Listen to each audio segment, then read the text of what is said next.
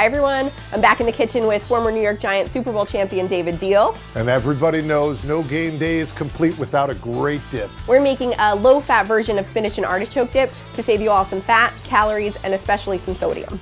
To make this recipe, you'll need 1 can of artichoke hearts, white beans, low-fat cream cheese, fat-free Greek yogurt, garlic, black pepper, frozen spinach, and last but not least, the mozzarella cheese.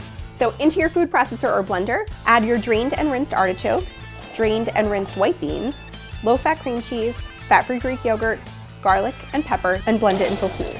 Transfer the mixture to a mixing bowl, add your thawed and drained spinach, and a 1/4 cup of mozzarella cheese.